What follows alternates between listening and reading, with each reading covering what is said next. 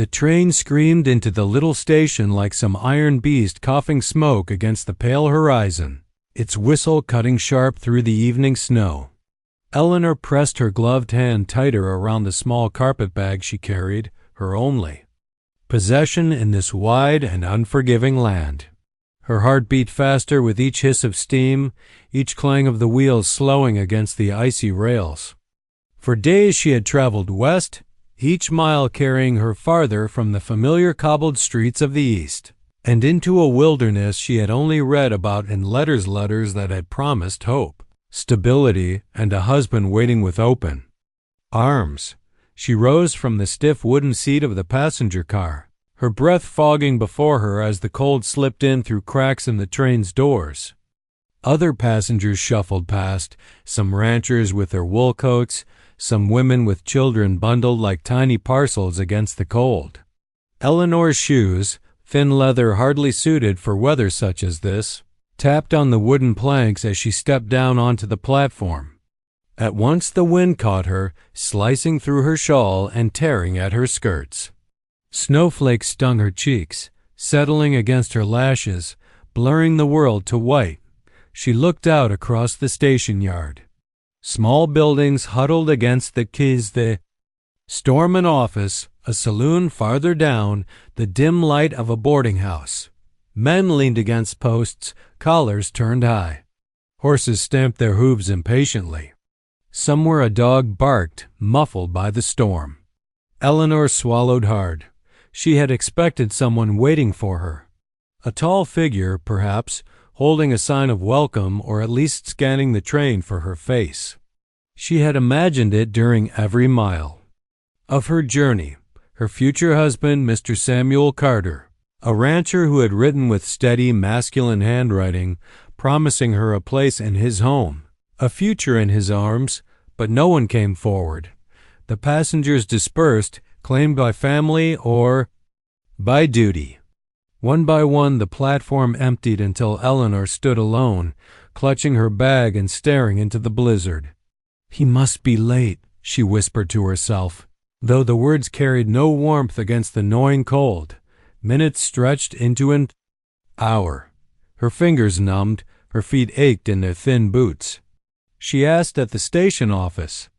The man behind the desk, half asleep with a cigar drooping from his lips, barely looked up. "Carter?" he muttered. "Ain't seen him today. Maybe he changed his mind." His laugh was short and cold, like a shovel striking frozen ground. Changed. His mind. The words sliced deeper than the wind. Eleanor tried to hold her chin high to keep the tears from showing. She stepped back onto the platform, refusing to let the station master see her despair. Snow pressed harder now, piling on the tracks, whiting out the horizon. The train that had carried her this far groaned and shrieked as it pulled away again, leaving her abandoned in a swirl of smoke and snow. Its lights vanished into the blizzard, and with it, the last tether to everything she had known. She waited longer, telling herself that perhaps Samuel Carter had been delayed, that he would arrive any moment on horseback, brushing snow from his hat, calling her name with concern in his voice. But as the hours dragged on, no such figure appeared. By nightfall, the platform was deserted. Townsfolk hurried past her without pause. A woman pulling her child along cast Eleanor a glance, pity, perhaps, or scorn. A group of boys, ragged and mischievous, circled her like coyotes around a wounded animal. Pretty ladies lost. One of them jeered, tugging at her skirts. Another darted forward and snatched at her shoes. She kicked, but the leather slipped easily from her frozen feet. They laughed and ran off, waving her shoes like trophies.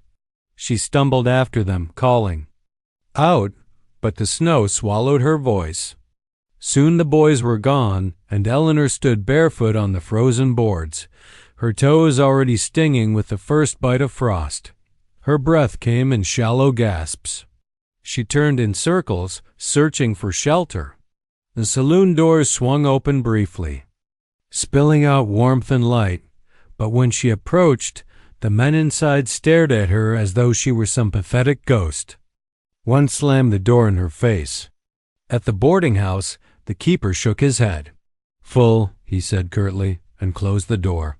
She had a few coins in her bag, not nearly enough for a room, and certainly not enough to buy the kind of mercy these people withheld. The snow deepened. It gathered in her skirts, clinging heavy against her legs. She tried to walk, but each step burned her feet until the burn faded into numbness. She clutched her bag to her chest like a shield, stumbling away from the town, out into the endless white fields. Perhaps Samuel's ranch lay just beyond. Perhaps if she walked far enough, she would see a lantern in the dark, hear the lowing of cattle, find the life she had been promised. But the plains were silent. The storm howled like a living thing, its icy breath clawing at her. The stars hid behind thick clouds. Eleanor's world shrank to the ground beneath her and the endless curtain of snow. Each breath seared her lungs. Her thoughts grew foggy, muddled by cold and exhaustion.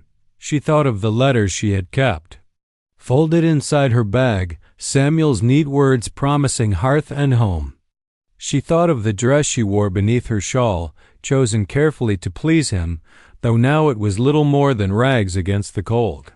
She thought of her parents, long gone, and of the empty future that awaited her if she did not keep walking, but her legs refused to carry her further. She collapsed against a drift, her body sinking into the snow as if the earth itself wished to claim her. She clutched her bag still, though her hands could no longer feel it. Tears froze against her cheeks. "Please," she whispered into the storm. To whom she spoke, she could not say God, fate, the empty sky. The snow answered with silence. Her eyelids grew heavy, her body so cold she could no longer shiver. She felt herself drifting, slipping away. The world faded to gray, then to black. The storm swallowing her whole, and in that final flicker of awareness, as her body surrendered, Eleanor thought she saw a figure through the snow, a tall shadow moving with purpose, cutting through the storm like it was no more than mist. She could not tell if it was real or a dream. She could only close her eyes, surrendering to the darkness, unaware that fate had not yet finished with her. The darkness was heavy, almost a weight pressing against her chest, but Eleanor was vaguely aware of the snow melting against her skin as though her body were surrendering its final warmth to the storm. She drifted somewhere between life and death, her mind wandering through blurred memories, her father's stern face at the dinner table, the voice of her mother singing in a language half forgotten, the scratch of Samuel Carter's letters filled with promises that now felt crueler than lies. She wanted to give in, to let the storm take her, because fighting had become too heavy, too impossible. But then came sound. It was faint at first, an uneven rhythm crunching across the frozen crust of snow. Not the hurried scamper of boys mocking her or the heavy, careless steps of a drunken man, but deliberate, steady, the kind of tread belonging to someone accustomed to walking in silence. Eleanor's eyes fluttered open, lashes rimmed with ice. Through the blur she saw only white upon white, the storm twisting itself into endless shapes. Then, through the storm, a shadow emerged. Tall, straight, moving as though the snow carried no resistance at all. Her breath caught. For a moment she thought it must be Samuel, at last arriving to rescue her from this nightmare. She tried to lift her head, to call out, but her lips cracked in the cold, and only a broken rasp escaped. The figure came closer, details carving themselves against the veil of the storm. Not Samuel. This was someone else entirely. The man was broad-shouldered, draped in heavy hides that clung to his body like armor against the cold. A hood of fur framed his face, and when the wind pushed it back for the briefest moment, Eleanor saw dark eyes glinting beneath heavy brows, sharp as the edge of a hawk's wing. His skin was bronzed, his hair black, braided with leather cords that whipped in the storm. A bow rested against his back, the fletching of arrows rising from a quiver. He carried a spear tipped with stone that gleamed even in the darkness, and every motion of his body was sure, grounded, purposeful. Eleanor's heart twisted. Fear mingled with the last threads of hope. She had heard whispers on the train, fearful talk about the tribes who roamed these plains, Lakota, Sioux, Comanche names spoken with both awe and dread. She remembered the saloon keeper's mutter, "You don't want to be caught out in the wild. You'd pray for wolves before you'd pray for Injuns." But the wolves had not come for her. This man had. He stopped before her, his shadow falling over her collapsed form. Eleanor tried to speak again, a plea, a warning, anything, but only a faint sound cracked from her lips. Her body shivered weakly. She expected indifference, perhaps even violence. Yet the man crouched down slowly, the snow groaning beneath his weight. He studied her with eyes neither cruel nor mocking, but steady, as though measuring whether she belonged to this world or the next. He reached out a hand. The hand was strong, brown against the snow calloused from years of bow and spear. Slowly, carefully, he brushed snow from her hair, his touch surprisingly gentle. Then, without hesitation, he pulled free the great buffalo hide cloak draped across his shoulders. Its weight was immense, lined with furs, still warm from his body. He wrapped it around her fragile frame, tucking it tight against her neck, shielding her from the storm that had already stolen too much from her. Eleanor's vision blurred with tears that froze before they could fall. No one had touched her with such care since she could remember. She wanted to thank him, to tell him he had saved her, but her body refused. She sagged against him as his arms swept beneath her, lifting her as if she weighed no more than a bundle of feathers. Her carpetbag slipped from her fingers, falling into the snow, but she was too far gone to care. He carried her against his chest, her cheek pressed against the thrum of his heartbeat. The rhythm was steady, strong, grounding her in a way the storm never could. His cloak enveloped her, carrying with it the scent of smoke, earth, and leather, foreign yet strangely comforting. Each step he took was sure, unhurried, as though he had walked this land 1,000 times and feared nothing the storm could offer. Her mind drifted in and out, but pieces of sound reached her low words in a language she did not understand, murmured not as threats but as reassurance. The cadence was gentle, deep, like the rumble of distant thunder. She clung faintly to the sound, as though by listening she could tether herself to life. Time lost all meaning. She felt the sway of his stride, the rhythm of breath against her ear, the rustle of leather and fur. Once she stirred weakly, managing to open her eyes just long enough to see the outline of his face close above her, his jaw sharp, lips set in quiet determination. Snow clung to his lashes, his cheekbones, but he did not falter.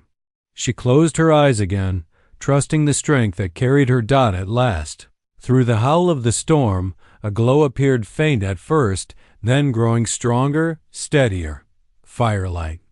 Eleanor felt her body shift as he adjusted her weight, then lowered her gently onto something soft, perhaps a bed of furs inside a low shelter.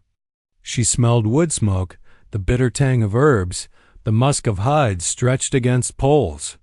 Voices rose around her, curious, suspicious, hushed but insistent.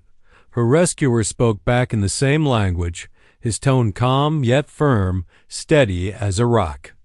Against rushing water. Though she could not understand the words, she felt their meaning in the cadence. She was dying. I could not leave her. A pair of hands touched her frozen feet, rubbing warmth into them. Another voice, older, rasping, but gentle, spoke close to her ear. A woman, perhaps, her hands working with skill as she applied salves that burned at first, then soothed. Eleanor whimpered faintly at the pain, but even that was proof she was still alive. She turned her head toward the warrior who had carried her lips parting as though to speak. His gaze met hers briefly across the flicker of firelight. Dark, steady eyes, unwavering. Not the gaze of a stranger eager to claim something, but of a man who had chosen to protect when he had no reason. To doubt, her lips trembled. The words never came. The storm raged on outside, but within the shelter, wrapped still in his heavy cloak, Eleanor felt the first fragile spark of safety she had known in this wild, unkind land. And though she did not know his name, she clung to the thought that perhaps fate had not abandoned her after all. When Eleanor woke again, it was not the bite of snow on her skin that greeted her, but warmth. At first, she thought she had dreamed it, for her body still ached with cold, her feet throbbing with pain that pulsed like fire through her bones. She blinked, and the dim flicker of firelight swam before her eyes, painting shadows across walls of hide stretched over wooden poles. The scent of smoke, earth, and something sharp herbs, perhaps wrapped around her, replacing the icy sting of the storm. For a long moment she lay still, listening. Voices murmured nearby, low and urgent. They spoke in a tongue she did not understand, the syllables rolling like water over stone. Some voices sounded wary, some sharp with distrust, others softer, as though debating. She did not need to know the words to sense their meaning. They were speaking of her. Slowly, she turned her head. The first thing she saw was the fire itself. Its orange glow leaping, crackling, warming the circle of faces around it. Men and women of the Lakota people sat cross-legged, wrapped in blankets and hides, their dark eyes fixed on her. Some were narrowed in suspicion. Others held curiosity, even pity. And among them, nearest the fire, sat the warrior who had carried her from the storm. He did not sit lazily nor bow his head in shame, but upright, broad-shouldered, his gaze steady as he met each argument flung at him. His name, she had not yet learned it, but his presence filled the lodge with quiet authority. His cloak, the one that had saved her from death's grip, still wrapped around her shoulders, heavy and warm. A sharp voice rose from across the fire, belonging to an older man with lined cheeks and a feather braided into his hair. His eyes cut toward Eleanor like knives. He spoke quickly, anger clear in the hard snap of his words. Another man echoed him, nodding sharply, his hand resting on the shaft of his spear. A woman clutched her child closer, whispering something with fear etched into every line of her face. Eleanor's heart thudded painfully. She did not need to know their language to guess what they thought of her. A pale stranger, abandoned in a storm, stumbling into their midst, wrapped in the arms of one of their warriors. She was an outsider, perhaps a curse, perhaps a danger. The settlers in town had spoken of these people as savages, but now Eleanor saw the truth. They were not savages, but people fiercely protective of their own, wary of intrusions, their suspicion born not of cruelty but of survival. Her rescuer lifted his voice then. His words were calm, measured, yet firm, carrying the weight of conviction. He gestured toward Eleanor, then outward, as though painting the image of the storm with his hands. His tone deepened, steady as the earth beneath them, unwavering even. As others interrupted. Though she could not understand the words, Eleanor felt the meaning. She was dying. I could not leave her. No one deserves the snow's grave. The old man's eyes narrowed further, lips curling into something like disdain. His hand lifted, pointing at Eleanor, and his voice sharpened, rising into the crackle of the fire. The camp murmured, some nodding, others glancing away. Eleanor's breath quickened. She wished she could speak, to defend herself, to say she meant no harm. She swallowed hard and forced her trembling lips to form words. Please, Her voice cracked, weak, nearly lost. To the sound of the fire. Dozens of eyes turned toward her, piercing, weighing. She tried again. I have no one, no home, no place. But her words faltered. collapsing beneath the weight of language they did not understand. The murmurs grew louder, suspicion thickening in the air, and then a different voice rose, soft, feminine, steady as a lullaby against the storm of distrust. Eleanor turned her gaze to see an older woman moving closer. Her hair was streaked with silver, her eyes dark and wise, her hands weathered from years of work. She knelt beside Eleanor, touching her feet with gentle firmness. Eleanor flinched at the contact, the pain sharp as the woman peeled away the tears away the dimwodinched at the contact. The pain sharp as the woman peeled the teens into the mundanjol way the kanda. Bandages that had been wrapped around her toes.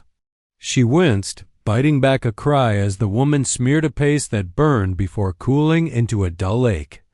The woman murmured words Eleanor could not understand, but the tone carried comfort. Something about her voice reminded Eleanor of her mother's, soft when she sang lullabies in the dim candlelight of their tiny home back east. The tears Eleanor had fought so long slipped free now, tracking warm paths down her cheeks, only to freeze again as they dried. The camp grew quieter, watching. Eleanor, overwhelmed, whispered brokenly, "Thank you." She pressed her hand weakly against the woman's wrist, trying to show her gratitude through gesture if not words. The woman gave her a long, steady look, then nodded once, as if she understood.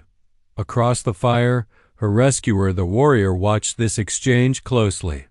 His jaw eased, just slightly, though his eyes never lost their sharp focus on the others who doubted.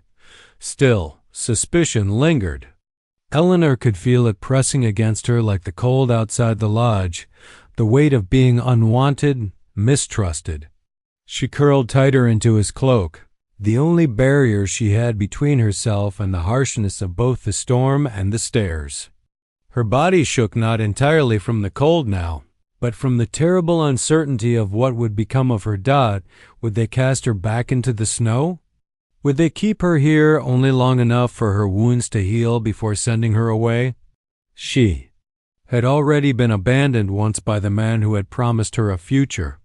The thought of being abandoned again, this time by those who had plucked her from the edge of death, filled her with a despair deeper than the storm itself. She glanced again at the warrior. His gaze met hers across the firelight, and for a moment, all the noise of suspicion, the whispers, the stares, fell away. In his eyes she saw no cruelty, no ridicule, only steadiness. A silent vow. You are not alone. Not while I draw breath. That single look kept her heart from breaking completely. She lowered her eyes, clutching his cloak tighter around her shoulders, and let the fire's warmth seep into her bones. Around her, the camp still murmured and debated. But Eleanor knew one truth now. Whatever came, her fate was tied to the man who had carried her from the storm. And though fear still gnawed at her, so too did the faint spark of something new trust. Fragile as an ember, but glowing all the same. Morning came slowly in the Lakota camp, seeping through seams in the hide lodge as pale bands of winter sunlight. Eleanor stirred beneath the heavy cloak that still wrapped her like a shield, her body stiff but alive. For the first time in days, she did not wake to the sting of wind against her skin. Instead, she woke to the muffled hum of voices outside, the soft neigh of horses, the chatter of children at play, and the low crackle of the embers near her side.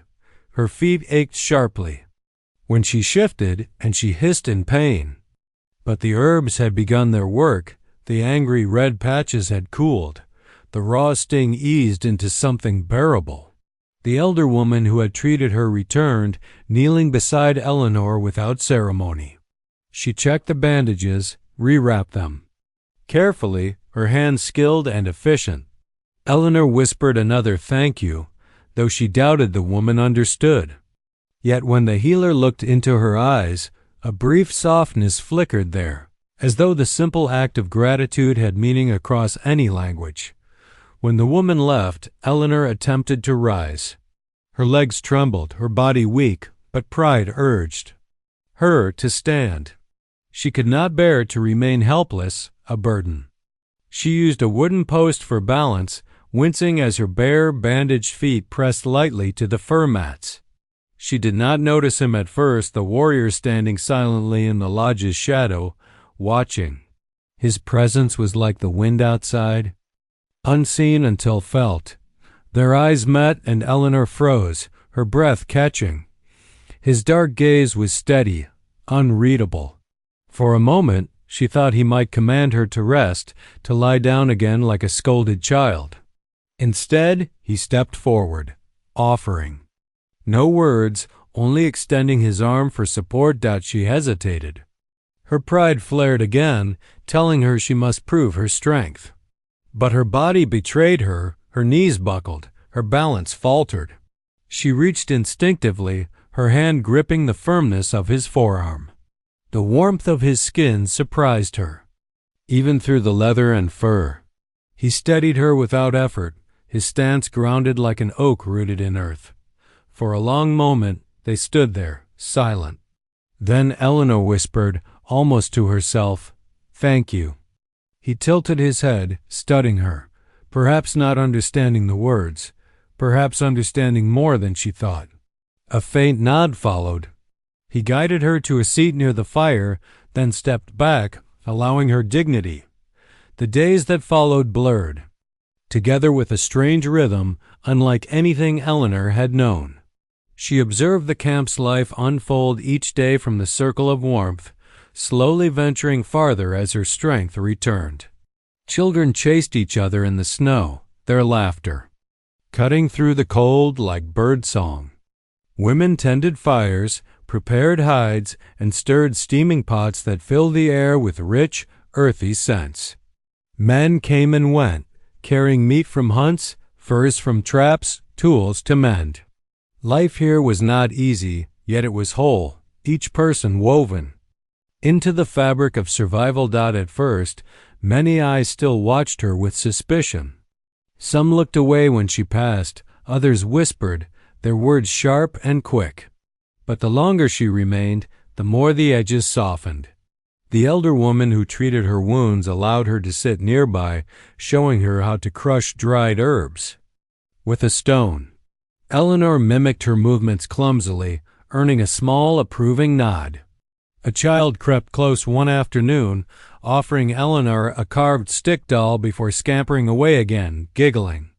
Eleanor's lips curved into a smile for the first time since she had stepped off the train. And always, somewhere nearby, there was the warrior. She learned his name at last, spoken by the others with respect. Lakota. It meant friend to all, though Eleanor did not know this yet. She only knew that whenever she faltered, tripping in the snow, struggling with a task, facing the harsh stares, his presence steadied her, silent but unwavering. He did not crowd her, did not seek to claim her gratitude.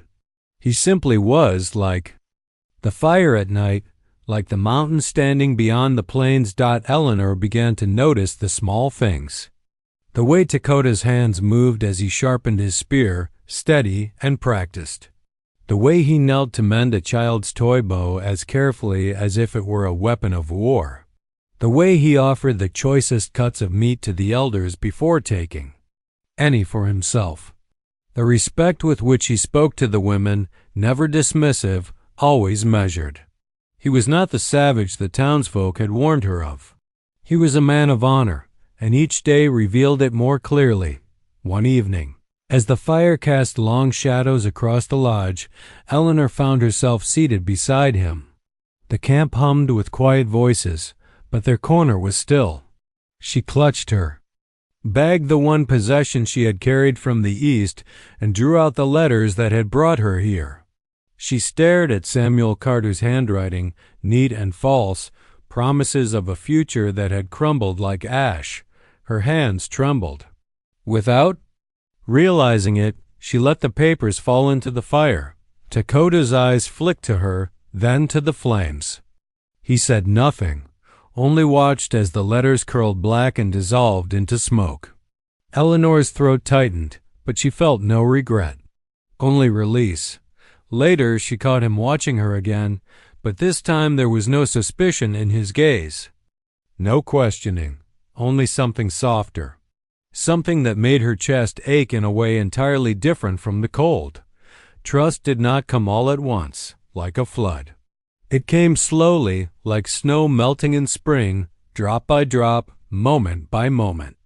Eleanor found herself leaning on him, more accepting his hand when her balance wavered, sharing a smile when a child's mischief made them both laugh, meeting his gaze across the fire when words could not bridge the gap. And though their worlds were different, though silence still stretched long between them, that silence was no longer empty.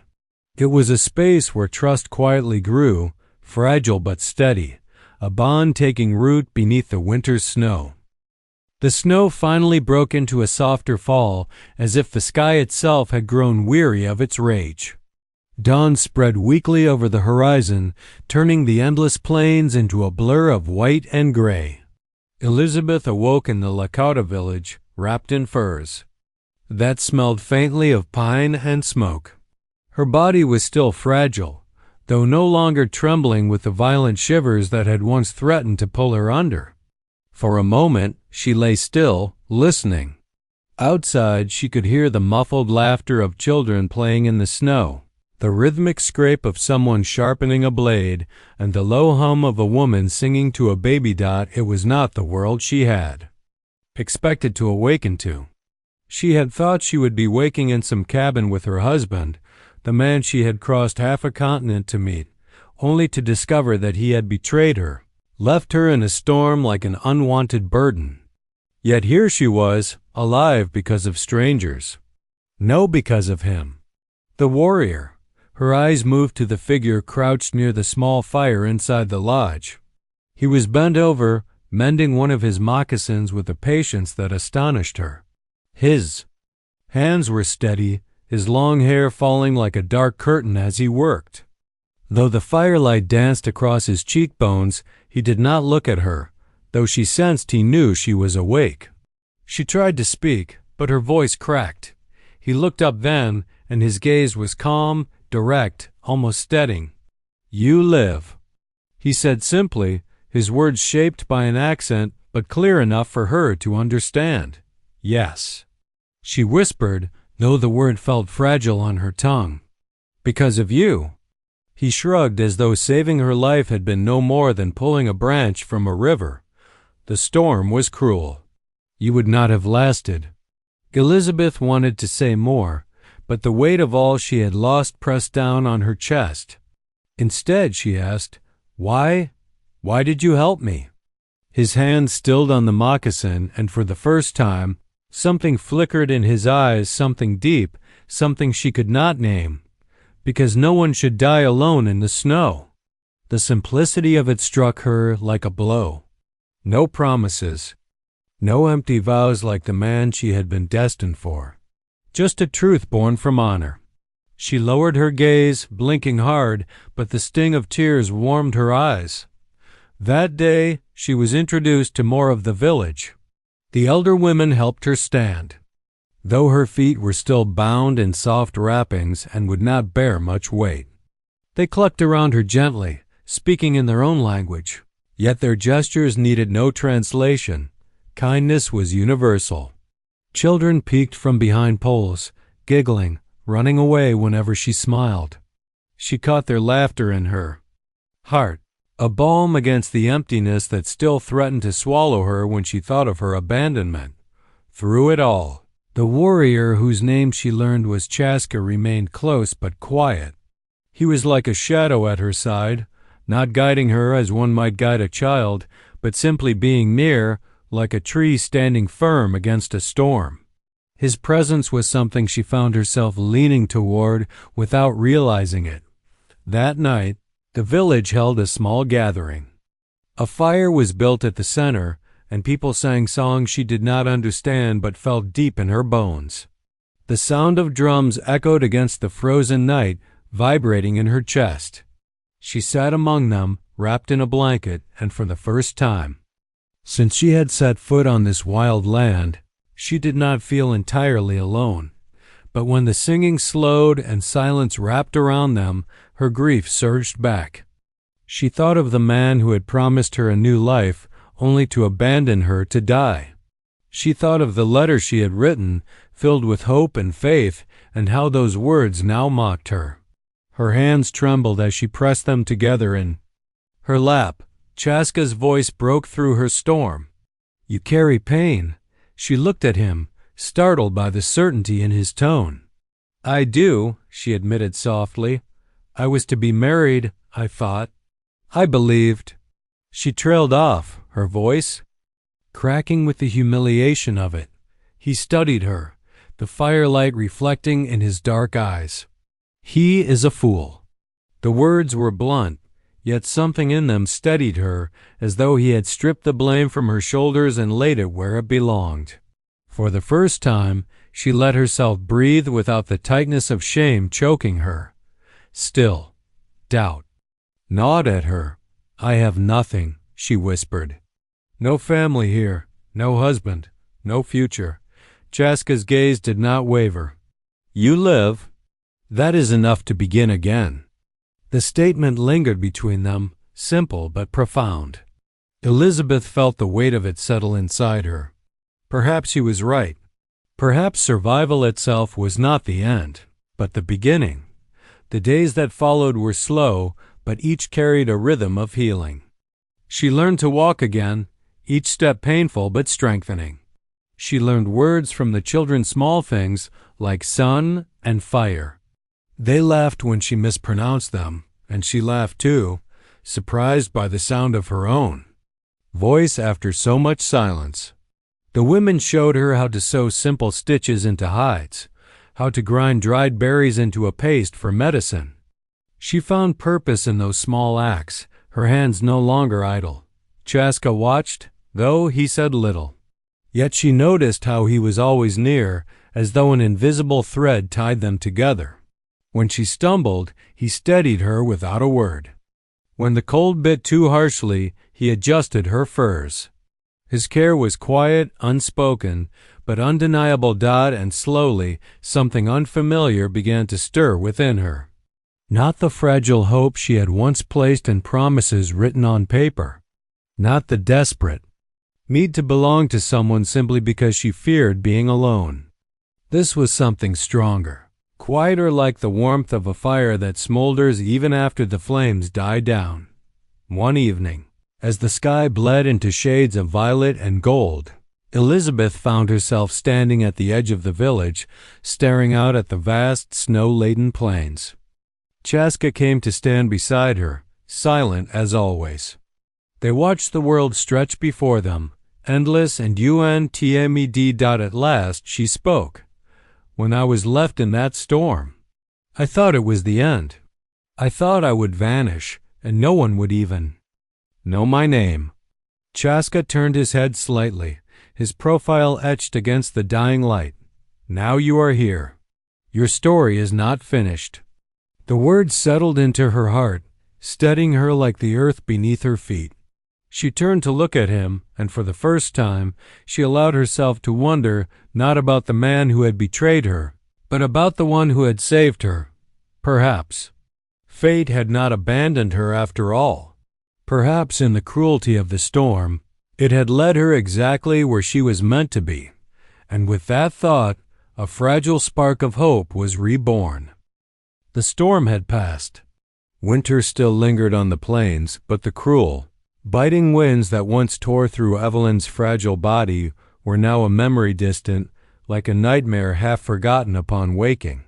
Days had melted into weeks, into months, and by the time the snow began to thin and patches of earth revealed themselves again, Evelyn had become something she never thought she could be: alive, whole, and no longer abandoned. The Lakota camp had welcomed her not as an intruder, but as a soul reclaimed by fate.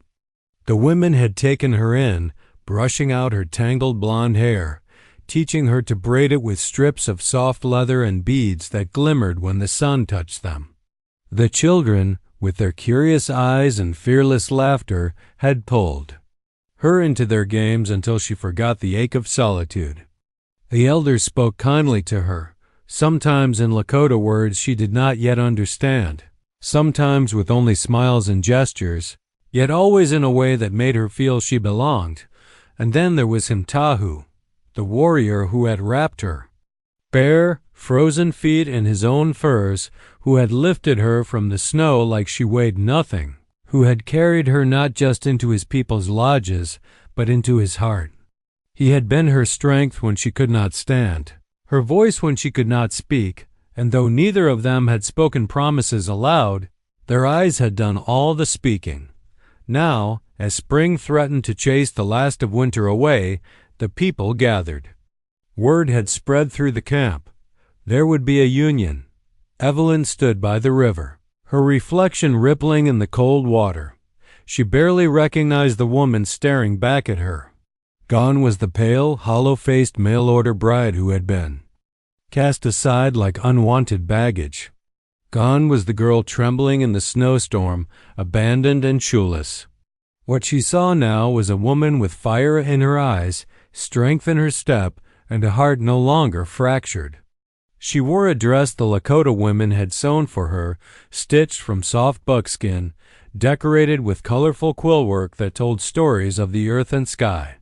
Her hair was braided and adorned with feathers, symbols of survival and rebirth. Behind her, she heard the soft crunch of footsteps. She didn't need to turn to know it was Tahu. She felt his presence before he spoke, as she always did. "You are ready," his deep voice said simply. She turned and her breath caught. He was dressed in his finest regalia, his hair bound with otter fur, eagle feathers rising proudly from his head. His chest was bare but painted with red and white designs that told of honor and protection. Around his neck hung a necklace of claws and beads, symbols of his victories and the strength of his spirit. Yet when his eyes met hers, all she saw was gentleness. "I am," Evelyn whispered, her voice trembling not with fear, but with awe. "But I never imagined it would be like this, that I would be standing here, about to—" Her voice trailed off. She couldn't even find the words. Tahu stepped closer, his hand reaching for hers. "The Great Spirit brought you to me in the storm. You were lost, but you were not meant to die. You were meant to live, to stand here now." His fingers brushed hers, warm and steady. Evelyn's throat tightened, tears pricking her eyes.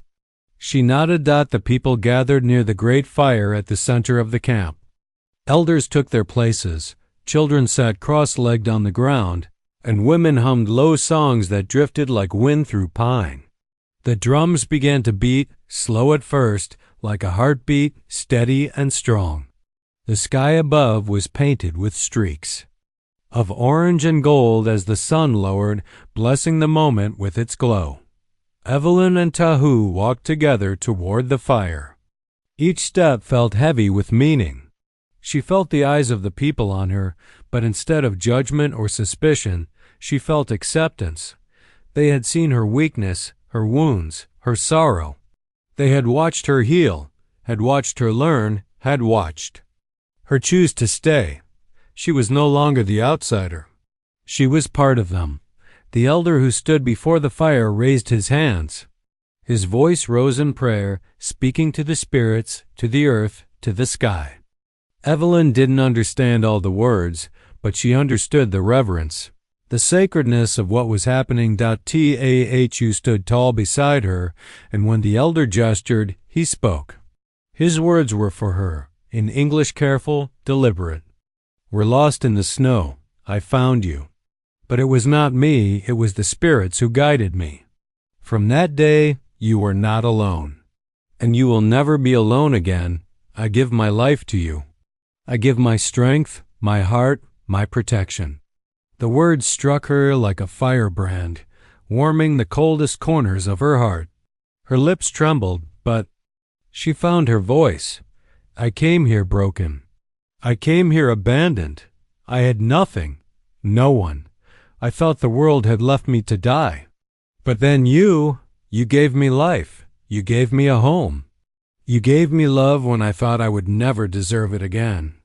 I give myself to you, Tahu, my life, my trust, my love, always." The elder blessed their union, sprinkling herbs into the fire. Smoke curled upward, carrying prayers into the heavens. The drums quickened, voices rose in song, and the people celebrated. Tahu reached for Evelyn's hand, pulling her close. He pressed his forehead to hers, and in that quiet gesture, Evelyn felt everything: safety, passion, belonging, eternity. The night came alive with dancing, with laughter, with joy. The stars burned bright above them, and the flames of the fire painted their faces in gold. Evelyn danced with the women, her feet light, her heart soaring. Tahu danced with the warriors, his strength on display, his spirit proud. And then, when their eyes found each other again, they danced together. Two worlds united, not by force, not by chance, but by destiny. Later, when the fire burned low and the songs faded into the night, Tahu took her hand and led her away from the camp to the quiet of the hills where the stars seemed close enough to touch. They lay together beneath a blanket of furs, the chill of the earth forgotten in the warmth of their embrace. "You are mine now," Tahu whispered, his lips brushing her hair. "And I am yours, always." Evelyn closed her eyes, tears slipping down her cheeks, not of sorrow, but of joy too vast to contain. "Always," she whispered back. The snow that had once threatened to bury her was gone. The storm that had once promised her death had instead delivered her to life. She was no longer the abandoned bride, no longer the woman left shoeless in the cold. She was Evelyn reborn in fire, in love, in the arms of the man fate had chosen. For her and as the stars kept their silent watch above, she knew she would never again walk alone.